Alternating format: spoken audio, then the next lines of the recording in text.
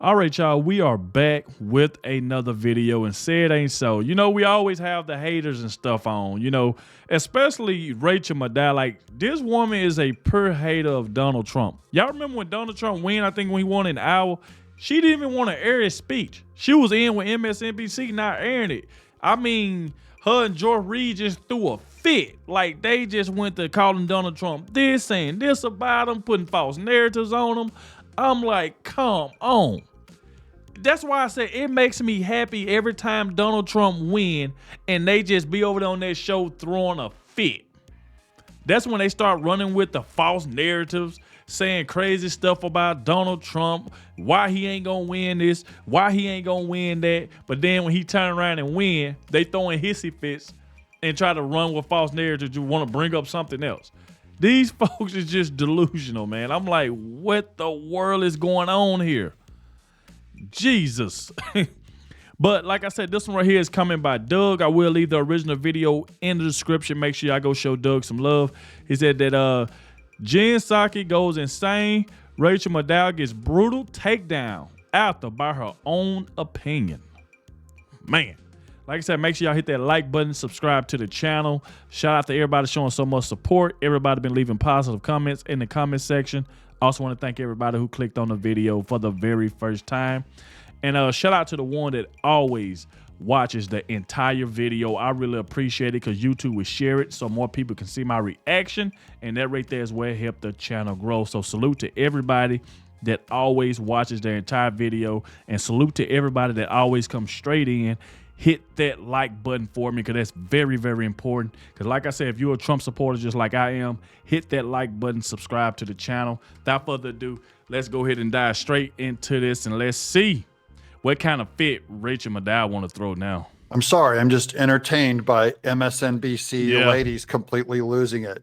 Just crumbling on screen. Jen Psaki has on Rachel Maddow. Really, when did MSNBC become the sci-fi channel? These ladies are nuts. Put on your seatbelt because you're about to get into a car wreck. But you've studied authoritarians quite a bit. You've talked about them quite a bit. You've educated all of us quite a bit on it. Donald Trump is not leading the Republican Party and leading the Republican field of candidates because of his youthful vigor, or because of his policy preferences, or because of his eloquence. What about Biden? Why is he leading you? Is it his youthful vigor? By the way, Trump has amazing youthful vigor. I could not do his campaign schedule. I'm telling you that, and I'm a 57-year-old man. So there's actually a case to be made that Trump has some kind of youthful vigor. But because they throw that out, now they have to come up with this giant conspiracy about why he's really polling well. It's neat because it means they're going to get all of this wrong all the way to election day. Remember, if they come up with the wrong problem, they will come up with the wrong solution. Good. Right. There's none of that is going on. What he's offering is what he both sort of inherently offers and now more and more explicitly offers, which is, if you pick me, that'll be the end of politics. And who is ending politics more than mainstream media, where only one side is allowed to speak? They literally will hire their 92%, 98% Democrats in media, in journalism, in academia.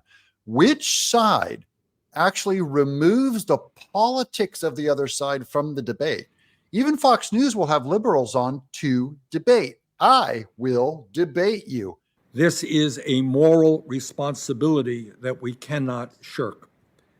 So today, let us be clear. The debate is over.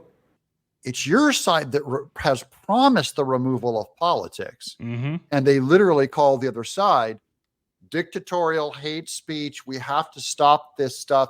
Remember on climate change, the debate is over. There's no debate. And you won't have to deal with politics anymore. You won't have to deal with contested elections. Okay, who stopped the contesting elections when Trump had problems with the ballots? Who stopped it? But big media, big tech, journalism, a Democrat-run indictment and investigation, removing his free speech from being able to contest an election. You did it. You're literally describing yourself as a totalitarian, not Trump. That's what he's offering. That strongman model is what the Republican base is enthused about. And that is something that sets him apart from every other Republican candidate. And I think that we're naive to think that he's tricking people into picking him and then surprise, he's going to act like a dictator. What he's offering is strongman leadership, the end of politics, the end of elections, the end or the sidelining or domesticating, as Ruth Ben-Ghiat says, of the judiciary and the Congress. Now, that's also strange, the domesticating of Congress. Man. Because you guys have, first of all, bragged about Biden's achievement and the amount of bills that Nancy Pelosi passed. Is that the domestication of Congress? How is your successes somehow democratic? And then the Republican side, which is full of failures, is somehow domesticating Congress when they're not able to pass bills because our majority is so thin. You're actually, all these Democrats do is expose what they're actually doing in what they accuse of Trump. It's probably a human weakness in all of us to see the things that we are terrified and hate about ourselves, and we despise them in others. How did we get here? I mean, how did we get to this stage where you have this person who has such a control over a political party, but even beyond the politics of it? Good question, Jen. How did we get here? It's your fault. It's your party. You had 3 years of running the show under Joe Biden. You had a partial majority in Congress before we took one of the houses back. You still have the Senate.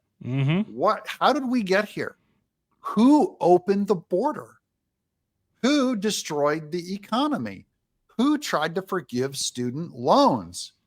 Who has a son who weaponized the Department of Justice to cover up for his corrupt crackhead son who had an illegal gun, who was doing side bank deals with Ukraine? Who did it? And especially having Merrick Garland and the Department of Justice target the number one opponent. Who did that? You did that. By the way, we can see now in polls where Trump and DeSantis. Boy, I'm telling you, Doug just said a mouthful there. How did we get here? How did we get here? Joe Biden is the reason why. Just like he said somebody cracking his son. But see, this is what Donald Trump said. He said they trying to take all the attention off Joe Biden and what his son had going on. Because if you look in the news now, you don't hear them saying nothing about Joe Biden or his son. Everything is focused on Donald Trump. And that's what Trump said, is that they trying to take all the highlight off Joe Biden and the corruption he didn't cause. Who opened the border? Who let all the illegal immigrants come through? Over 8 million to be exact. Who did that? Rachel Maddow and Jen Psaki? Who did that? Talking about how did we get here? Like, come on. They know Joe Biden has destroyed the economy. Like, he done destroyed everything. He put another country first before he even put our country first.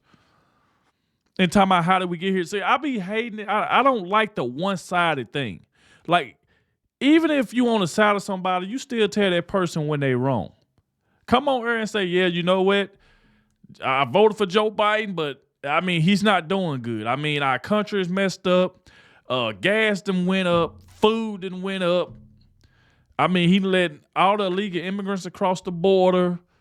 All type of stuff. Be real with yourself. Come out and just say the truth. They make it one-sided because they don't like Donald Trump, that they just have to put this man in the bad light all the time. They always got to say something disrespectful about Donald Trump.